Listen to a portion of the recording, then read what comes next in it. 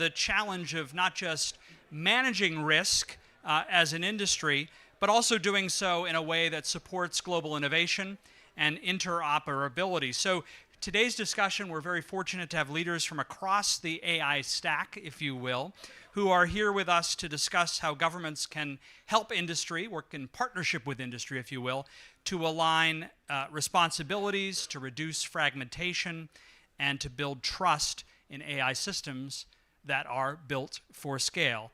We are very pleased to have with us some luminaries from across the tech ecosystem. Jay Chaudhry is the CEO of Zscaler. Aparna will be joining us in just a moment. David Zapolsky, I almost made it, is the Chief Global Affairs and Legal Officer at Amazon. And Dr. Jarek Kutilowski, how did I do there? Perfect. Thank you, is the CEO of DeepL. So to set up the conversation, I wanted to ask each of our panelists to help us think through the AI governance conversation that's taking place globally. So as we've seen here at the AI Impact Summit, there are efforts among global governments to align their approach, even though they may take different directions. Hi, Aparna. And as Aparna is now joining us, I will introduce Aparna Bawa, who is the Chief Operating Officer of Zoom, which is not only a technology company, it is also a verb. And so thank you, Aparna, for being here with us today. So as we were getting ready to talk about AI governance conversations, it is absolutely the case that there is a need for governments around the world to align their approaches to AI governance because, of course, technology doesn't, by its very nature, want to stop at borders. It wants to cross borders and unite people around the world. So I wanted to ask each of our esteemed panelists, and Jay, I'll start with you, for perhaps your philosophical perspective on how AI alignment can take place across governments. Why is it that that alignment matters? And perhaps even share your perspective on what happens if that AI alignment breaks down and governments are going off in different directions and taking different approaches. Where do you see the biggest challenges around this idea of alignment of AI governance around the world? Jay, thank you.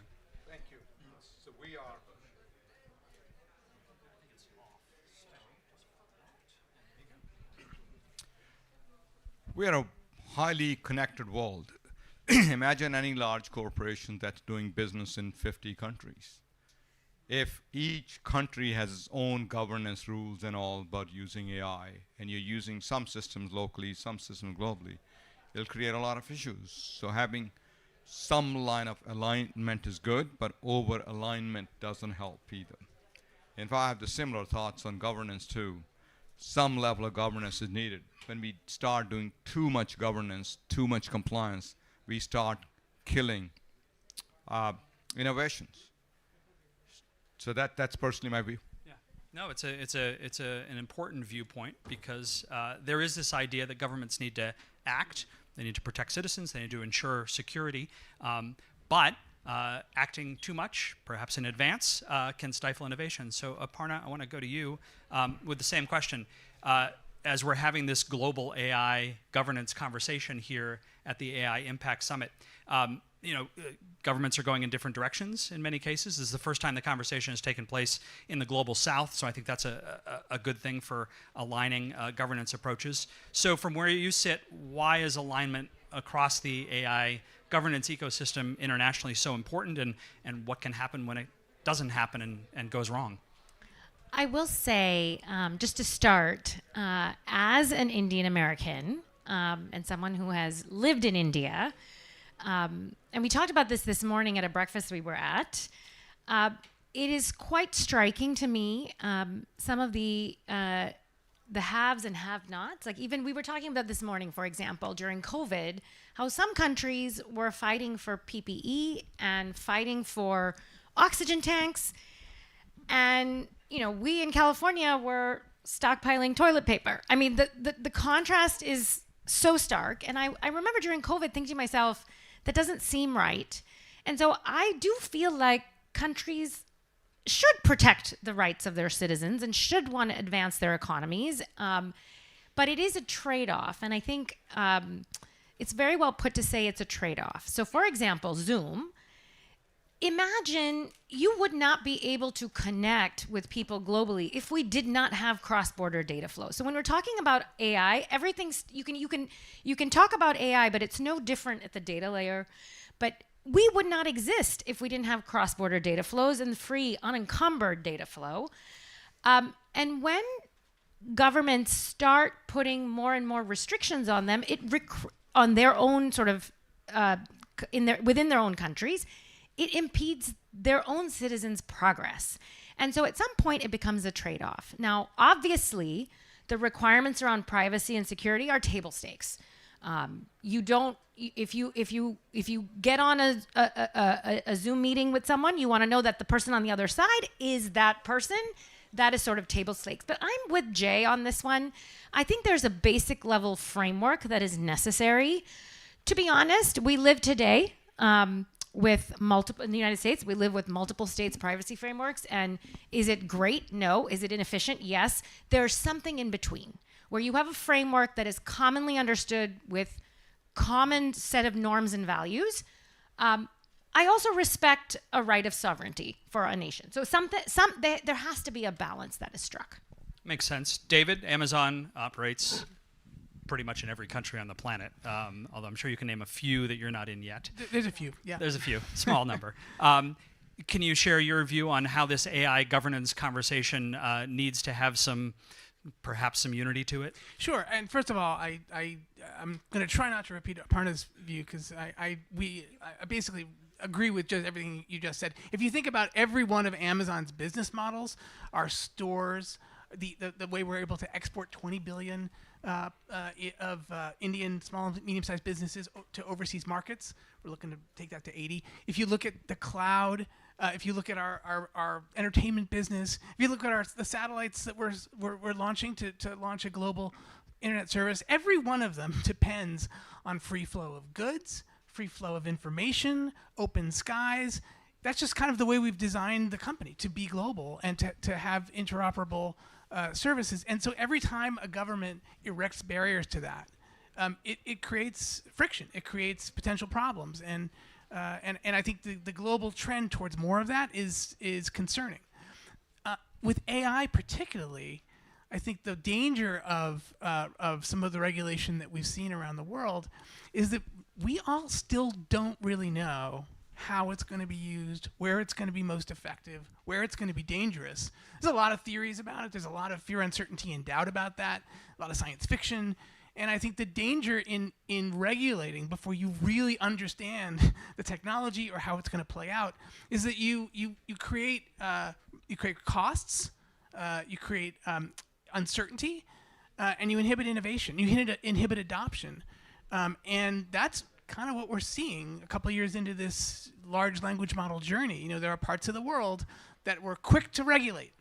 And, you know, civil society was like all over that. We're going to regulate all these things. We're going to come up with these theoretical constructs of high risk, low risk, and we don't really know what that means in practice yet. And so what's happening? Well, look at Colorado. Colorado was one of the first states out of the box with comprehensive AI regulation, which, by the way, isn't bad in principle, but they don't know how to apply it. No one really knows how to apply it, and I think you're seeing some buyer's regret. They put the implementation on hold. They want to figure out standards. You know, I won't even talk about the EU, but they're pretty much in the same boat. They're all looking for ways to not have to put the thing into practice because they don't really know how it's going to play out. So I think what we need to do is step back, look for some common principles. What is a high risk use? What can we all agree are high risk? Well, if you're using a technology to make decisions that's going to affect the life, health, or civil rights of an individual, let's talk about that. Are there laws that protect that already? Do we need to supplement them? Let's work backwards from the harms we can see today and regulate there versus trying to come up with the unified field theory of AI regulation because that's only going to slow us down. Great. Jarek, we've been talking about unifying global governance approaches, making sure one might say that they all speak a common language. That's what DeepL does. See what I did there? Your language AI platform is all about making sure everyone can communicate with each other regardless of the language they speak. From your perspective, you're our European headquartered representative here, but you do business around the world. What can you share with us about how AI governance conversations being unified across governments is important to DeepL? Yeah, I truly believe that any kind of successful technology needs to be inherently global.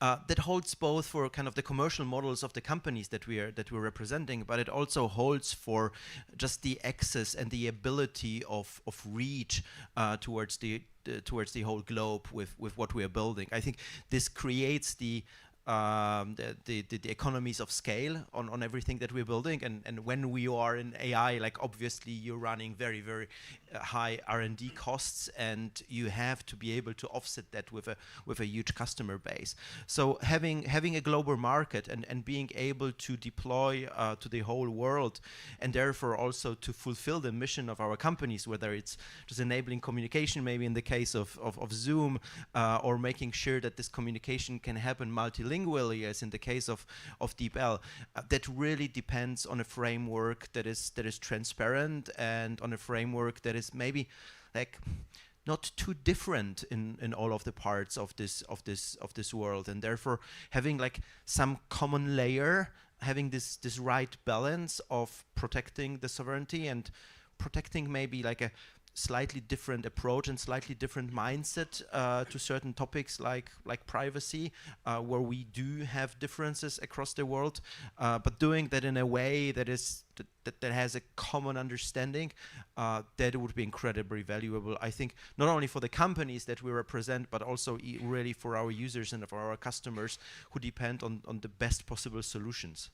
Jay, I want to come back to you because you are our resident security expert and sometimes doomsayer about what happens if we don't include trust and security as part of the conversation. I've heard you remind members of the government of India, indeed, that although the 5 pillars are enormously valuable, if you don't have security overlaying them, we're all in trouble. Talk to us about how the trust and security conversation is still a vital component around all the excitement about AI. Yeah, I have said that AI is powerful, but AI is dangerous, okay? Because this technology can be abused. In India, there's a great focus on 5 layers, and the focus is about being sovereign, having everything that you can control. It starts with application, then models underneath, and so on and so forth. While it's good to have that sovereign stuff, imagine if bad guys can control all of that sovereign stuff sitting somewhere out there. Data poisoning can be done. All kinds of stuff can be done. So having a layer of security across all 5 layers becomes very important. So we should think about sovereignty not just in terms of this thing is sitting in my country, but also in terms of who can access, who can do some of these things with it, which is often overlooked. And also the adoption of AI is happening very fast. And it's wonderful. And I'm not saying we should slow it down. I think we should embrace fast, but we should also start thinking about embracing cyber to make sure things are used securely at the same pace. And in order to make sure that security is part of the AI ecosystem, Aparna, I want to ask you about what we all have responsibility to be thinking about as users, what enterprises have a responsibility to be thinking about. You know, we've talked about governance from the policy perspective, but of course users and enterprises also have a responsibility around AI. And as the COO of Zoom, you look over both the public policy and business aspects of what you're deploying. How does the conversation about what we all should be thinking about factor into product development and deployment conversations? It is a true partnership. And you know what? When Jay was talking, it resonated with me. When you work for a technology company, that is what you want to develop, technology, and you want people to adopt it as fast as possible. You want them to be early adopters. It's so exciting. In fact, in our company, companies have lots of different functions. Obviously, our engineers, our developers, our product people are super early adopting. They're first to to take any sort of app that's come out with its cursor, etc., and use it in their day-to-day. And then there's other people who have other day jobs. I mean, there's finance people and the people, the HR people. They have day jobs and they're learning AI at night because they're realizing that if I'm not on the AI bandwagon, I'm going to get left behind. And by the way, if you're looking to develop apps, it's actually, yes, you can focus on the sort of the tech applications, but the secret that not getting a ton of attention, maybe a little bit of attention, is this non-technical roles that could be augmented with AI. So in that framework, when you work for that kind of technology company, it can be difficult to then start saying, but wait a minute, you need to slow down because you need to make sure that your CI/CD work is still going and it's amplified because of the risks of AI, your security certifications, your red teaming, your privacy standards, all of that stuff is maintained. I will tell you, the user plus the enterprise that is pushing out this technology, it's a partnership. It is so important. The one thing that we learned during the pandemic, if you think about Zoom before pandemic, it was a enterprise-focused company, a work-focused company. And basically, when the pandemic hit, we said, okay, all you consumers, we will just hand you a platform that we usually give to IT administrators. And what do IT administrators at our customers do? They decide whether to turn up the security and privacy controls, turn down usability, because it's a trade-off. It's definite trade-off. They decide. We, in turn, just handed it to consumers and said, you decide. And we realized, okay, public schools, they don't have IT administrators. They don't know how to turn on waiting rooms. They don't know how to, hide the meeting invite. They don't know how to do these kinds of things. You have an obligation as an enterprise to make sure that there's sufficient controls for the individual user, and it scales all the way up to the enterprise, and maintain that level of flexibility. You have that obligation. But on the same side, I would say the user, to be smart, has to understand some basic levels. I'll tell you for an example. My kids use all the AI, the AI engines, ChatGPT, Claude, they use it all. And it is a conversation we have to say is you don't put all your information into your prompt. Because if you put all your information in your prompt, it is going into that engine and it will train that engine. On the flip side, we as an enterprise provider, we have made the statement and we have made the policy decision that we will not use our customer content to train data. When I'm training my kids, I have to tell them, you can't put your address into ChatGPT. You have to make sure that you are you're safe in some way. So those are the kinds of things that you have to keep in mind. It's a partnership between the user and the enterprise. And I think the enterprise obligation scales as you get down into the consumer use. And I want to stay on this theme of training the user, if you will, whether they're your children or a customer, because it is important for the tech industry to be mindful of the downstream. And David, I want to come to you with this question. Amazon is, in a lot of ways, an upstream operator. You enable business and consumer customers on everything you do, from content to e-commerce to broadband in the future to your cloud customers.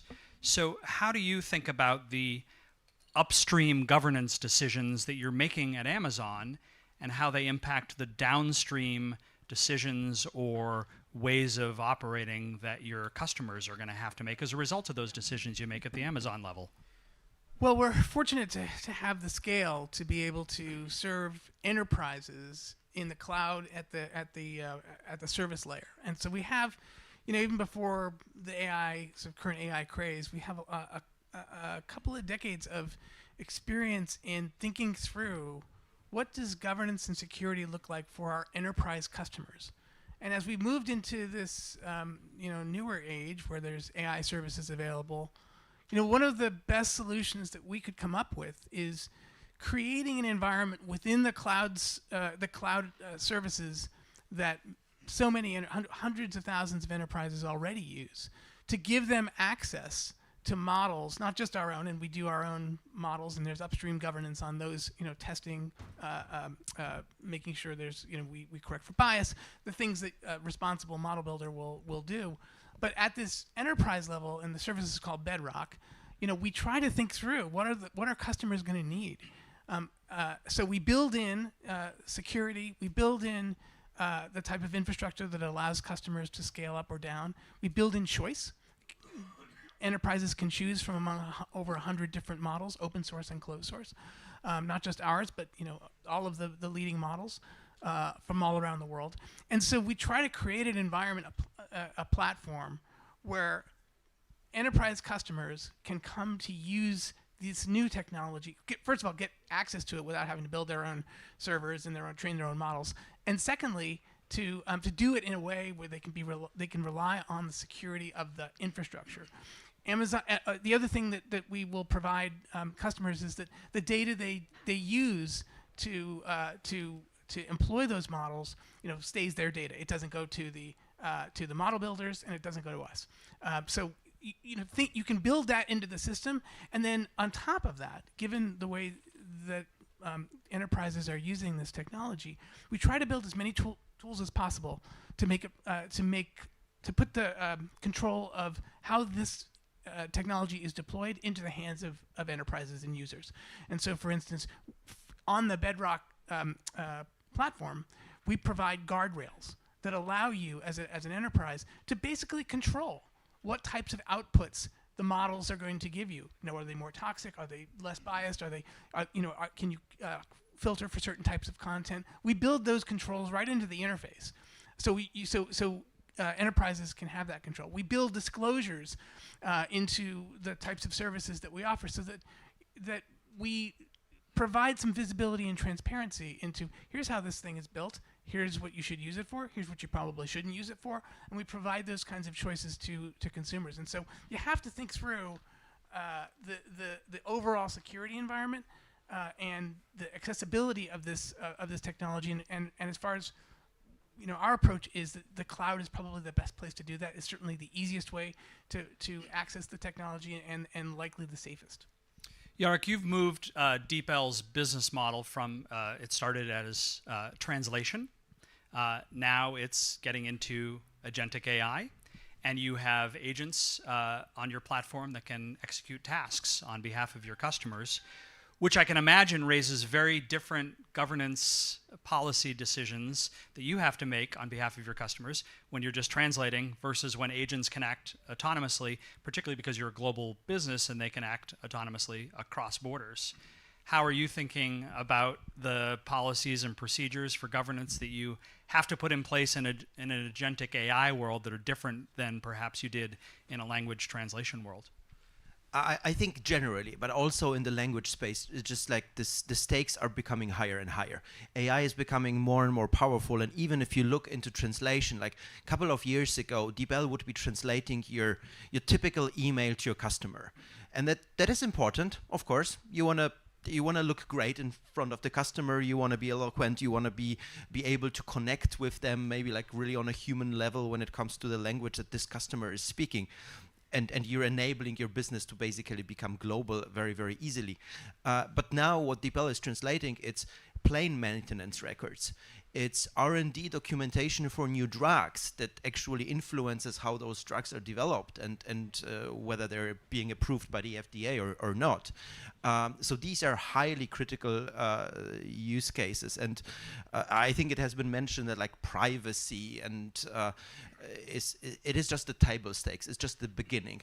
I think creating a layer of trust into the outcomes of the AI, whether that's translation, whether that's agentic AI, that those decisions are really following what the enterprise is expecting of the AI, that is really where kind of the battle is right now. And that is where both the governance aspect of that that's coming from the political side and from the governmental side needs to obviously be included. But there's also the aspect of how do the enterprise, how do our customers want to regulate the AI that is being deployed, and how flexible the products that we all are providing can be towards those very different approaches that we're seeing across the world and with different types of enterprises maybe even. Each of you mentioned the concept of risk management in your comments, and I want to come back to the balance that Jay alluded to earlier between promoting innovation and balancing risks.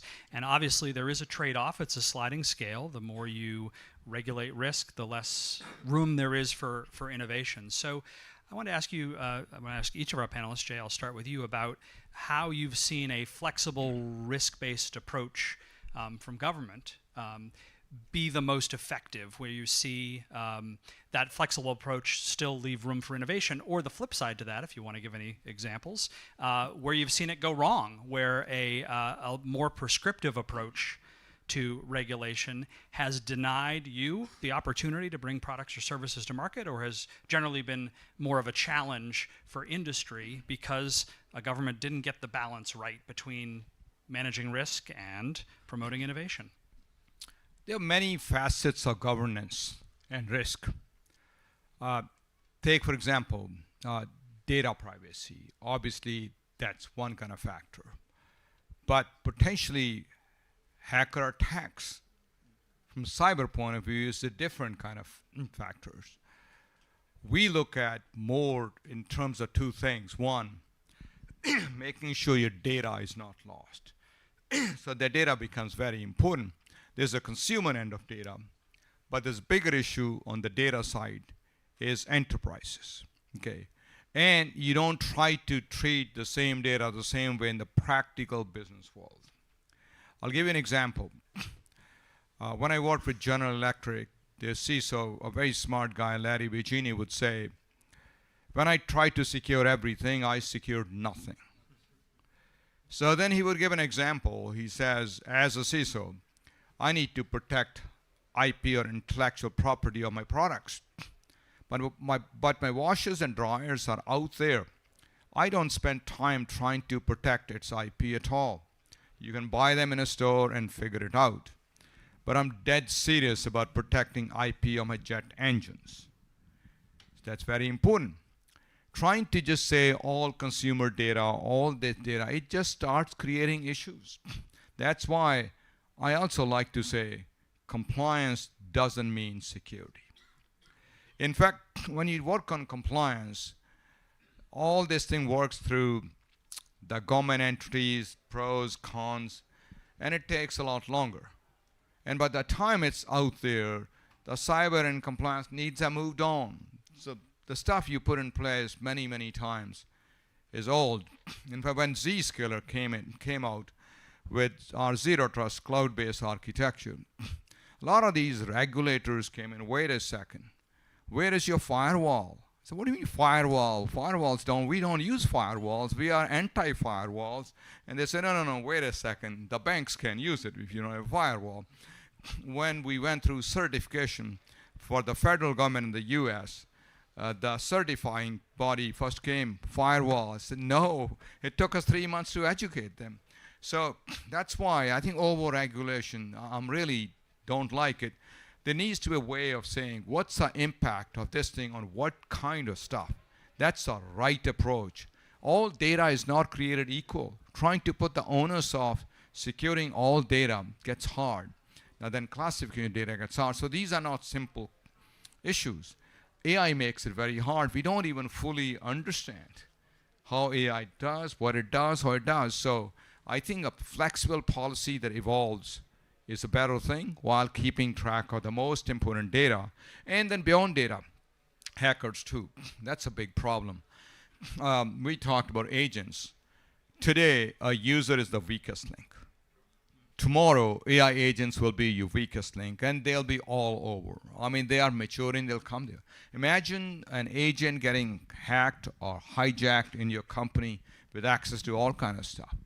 So that's where companies like Zscaler, we are focused on making sure our Zero Trust Exchange can be extended to deal with agents, starting with understanding the identity, authorization, all those things. Those things are very important, the way we look at it. Otherwise, business will shut down. Aparna, Zoom brings some amazing innovations using AI to the platform that we're all familiar with. Makes it a lot easier for us to do everything from transcribe meetings to, to pretend to be a cat when you're in court. No, that's a I was going to say, it can summarize your meeting. It can take notes for you. It can send action items to your teams. It can calendar those action item follow-ups. It can give them deadlines. All done. There it is. But I can imagine you've had some challenges around the world in that balance between innovation and risk management from governments.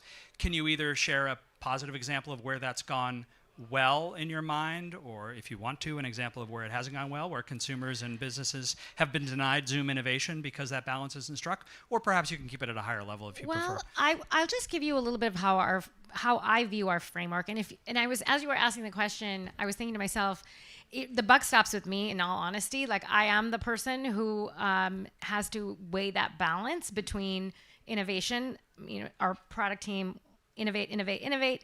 Our governance team, security, privacy, et cetera, is always thinking about that as well. And so how do you strike that balance? And I think I'll start at the top level.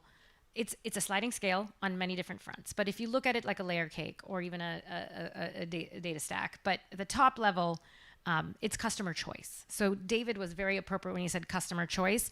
But customer choice is different by the category of customer.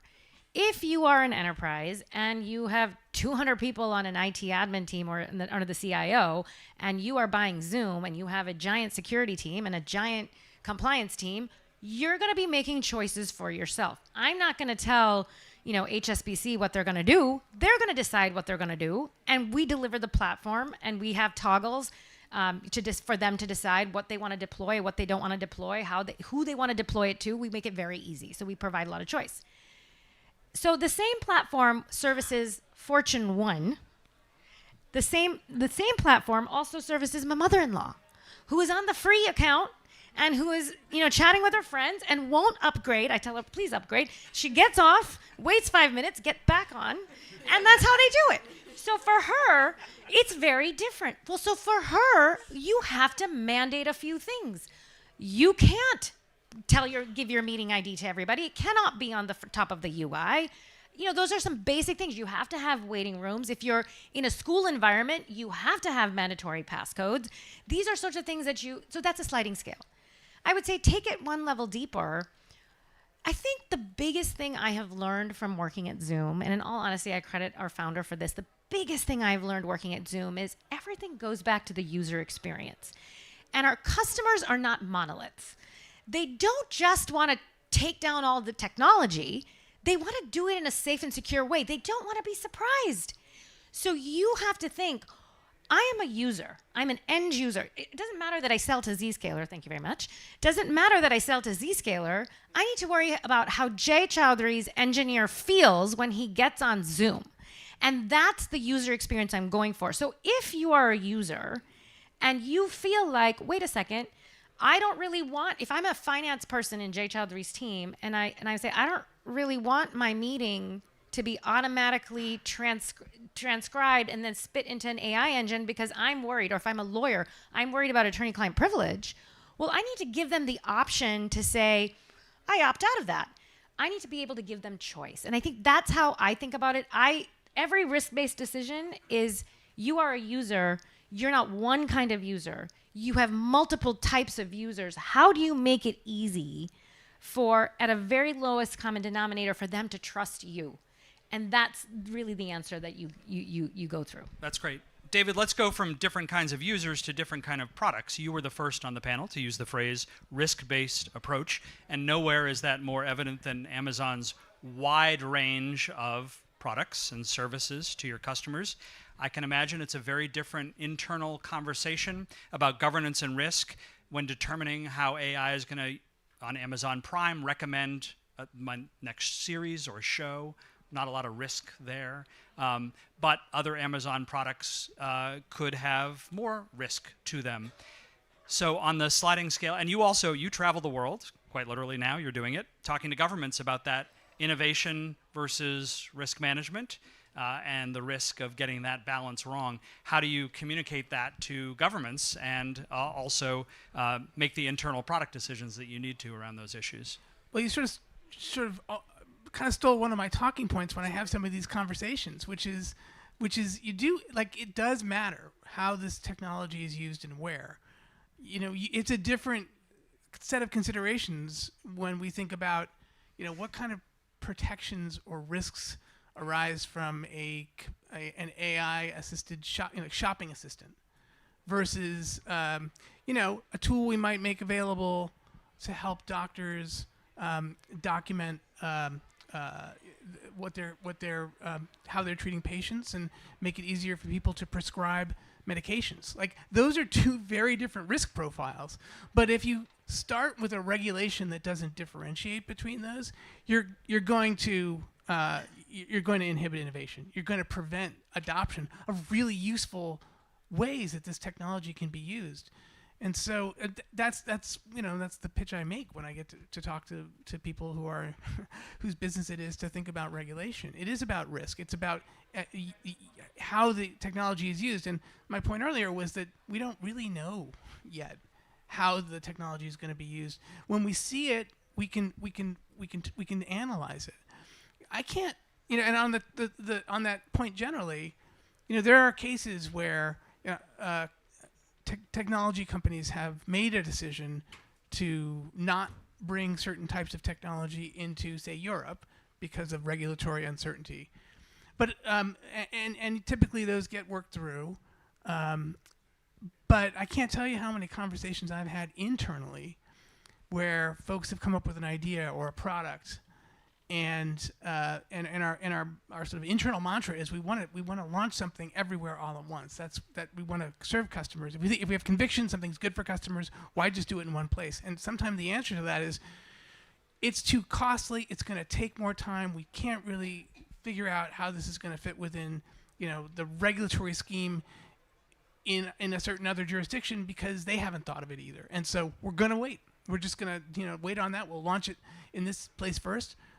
And we'll see if it works, and then if it works, then we'll think about the costs associated with scaling it over globally. And so that's a real world issue that governments have to understand and deal with when they make decisions about how prescriptive their regulations are going to be, especially in the abstract. And so those are the sorts of conversations I have. I think in the AI space, I think you can look at countries like Peru. You can look at countries like Japan that have proceeded cautiously. I think India has the same approach, and I'm very encouraged by the way India is approaching these issues. You can't rule out regulation completely, and Amazon's an advocate of regulation that mandates that people developing and deploying this technology do it responsibly. But we have to understand what we're regulating before you can really pull the trigger. And so those are I think those types of examples are useful for people to keep in mind when they're considering how to resolve that balance. And the results of those conversations not going in the right direction, David, is that consumers or businesses might get denied the technology that their neighbors are enjoying. So Jarek, I wanted to ask you, as the CEO of DeepL, in the process of expanding around the globe, are there examples that you can think of where you've had to make a go, no-go decision entering a particular country or launching a particular product, including your new agentic AI products, because of the regulatory environment or because of the way in which a country looks at? Or the flip side of that, if you want to take the positive, is are you attracted to a particular market because, as David said, it's done the right thing, like Peru or Japan or even India is endeavoring to do, where they're more likely to get DeepL service because of the decisions they've made, the approach they take to these AI governance decisions? Yeah, Jason, let me maybe first start with a principle. Like, I'm a scientist by heart, so I'm really excited about bringing the best possible technology to each and every one of our customers and users. I think they all deserve it. I think they all should be equipped with that. But yes, there is kind of some of those things that we need to take into account, and actually quite often those are not really location-based or country-based or regulation-based, but really also based on the use cases of those customers. AI can be incredibly powerful, but that power also demonstrates its possibilities in different ways in different applications. And going back to my example from earlier, like the translation of an email has just a different criticality grade than a translation of a patent application. The execution of an agent in a particular environment versus in an enterprise environment has a different grade of complexity. But going back to kind of the regulation aspect of it, I think we're lucky as a company to have grown in Europe in kind of an environment which is maybe like slightly earlier on regulation than other places in the world. And I think that gives us an edge to be able to understand how to work with this regulation and how to prepare, and then also like be very, very early in other markets, like you mentioned Colorado earlier, and be able to handle that complexity, and be able to handle that complexity for our customers, really. Because most often it is our customers who do not understand this space. We do, and we have to go all of the way to give them the possibility to figure this out for themselves, for their applications, for their use cases, and across a whole range of products. So in short, I think it can be managed, but it is really like part of the excellency of a company to be able to manage that together with the customer. The last question that we have time for that I want to address to each of you is a forward-looking question. It used to be possible to have conversations about policy outcomes years in advance. I think the best we can hope for is for me to ask this question in advance of Switzerland hosting the next AI Impact Summit, or whatever they choose to call it, next year at this time. So my question to all of you on the panel is, a year from now, if we were to gather, and something had happened in the AI governance, AI regulatory space over the course of that year that you'd like to see happen, and you were looking backwards to India and say, I'm really glad that one thing happened, or that one thing changed, or this government or this international body did this thing over the course of the last year to really help unleash the innovation and power of AI in a secure way that we all want to see. What could that one thing be that you're looking at? And it can be something that you're focused on in your business as well over the course of the next year that government can help make a reality. So Jay, I'll start with you with this question, then we'll go down the panel to bring our time to a close together. What's the one thing you're hoping, if we're talking a year from now, has happened in global AI governance that's going to make everything that we're talking about and excited about a huge success? Right. The AI train is moving at a pretty fast pace. It'll keep on moving. Then you look at the things that could go wrong. That's where governance comes in. I think there's too much focus on data. There's less focus on bad things that bad guys can do. I think probably the biggest issue will be, today we hear all about these ransom attacks, right? Ransomware. AI can make it so much easier. Bad guys are very motivated to make money, okay? Today, when they do attack, they have to find your attack surface. They're finding those IP addresses that are open to the internet, those firewalls and VPNs and everything. AI, you can discover it in 30 seconds. AI can write beautiful emails for phishing as if they come from your CFO. Once you get in, AI agents can discover your whole network to figure out what those things are. It can bring those things down. So I think we need to focus more on to make sure we can protect against those risks. I talked about AI agents going rogue. Those are one kind of risk. And then the second kind of risks government needs to worry about is nation states trying to use AI to really have advantage, understanding, getting these backdoors planted and all that kind of stuff. I think if you're sitting next year and we've done enough in those areas that we don't have some of these things that blow up, if they blow up, then government starts tightening things more and more, which doesn't sometimes help. So proactive areas to secure it will be very, very important. So protecting against these threats so that government doesn't overreact and stifle innovation as a result. Aparna, what's your one thing that you hope for next year? You know, it really struck me in this Impact Summit, the focus on inclusivity, upskilling, skilling and upskilling people who wouldn't otherwise have access to technology. And if you think about why we got started, we were founded because we wanted to provide free and open access to collaboration and have people from all walks of life connect. I think our founder had to travel to date his wife, and wanted to see her more than once the next number of weeks. So, it's something powerful. In a year, I would like to actually see that happen. Now, it's not completely altruistic. I do firmly believe that even enterprises who have more of a chance of adopting AI and gaining some of the efficiencies of AI, they need a market. And the market is you, me, and all of us. And the more people in a village somewhere in a corner of India, even we were just talking about Karnataka in another meeting, in a village that has low bandwidth, etc. In Karnataka, if a farmer can adopt AI and can change their lives and successive generations, that is good for business. And so for me, progress on that. I still think it's all talk, but I love the idea of seeing a billboard where Prime Minister Modi is talking about inclusivity. That's wonderful to hear. It's good for business. Maybe it's a bit altruistic, but I would think it'd be good for Zoom. I love it. AI lifting up more broadly the world.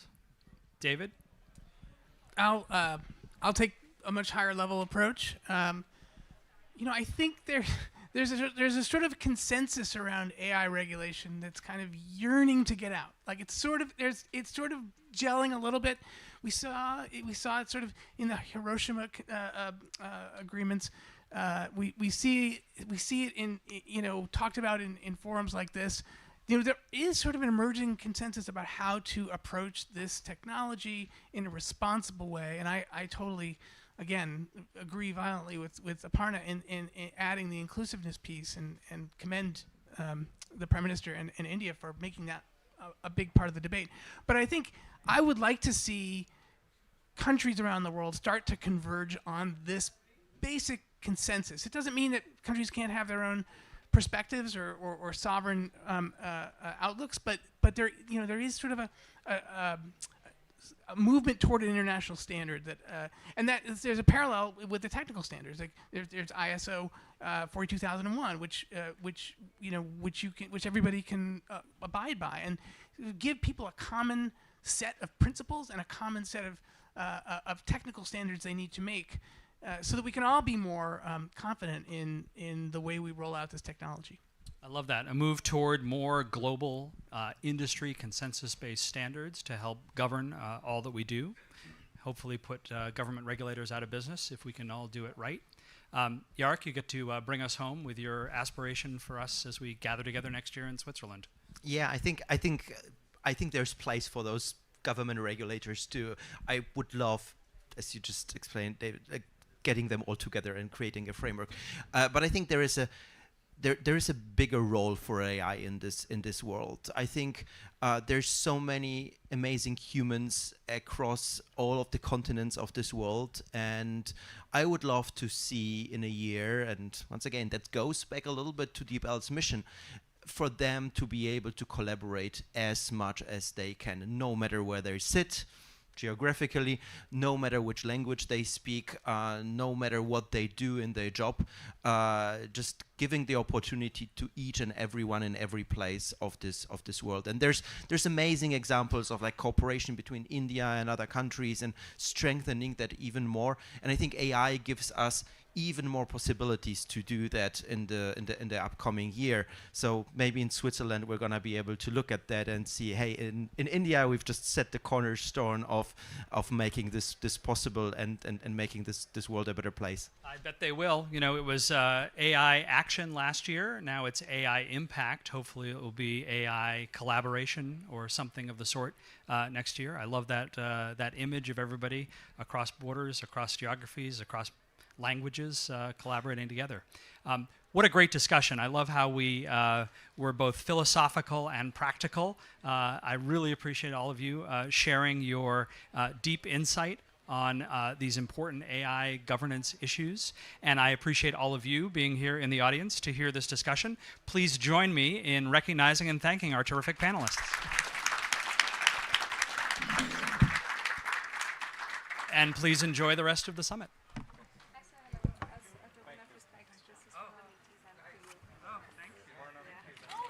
so nice to see you guys.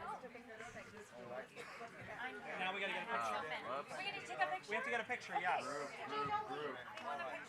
going to have to hang back behind there.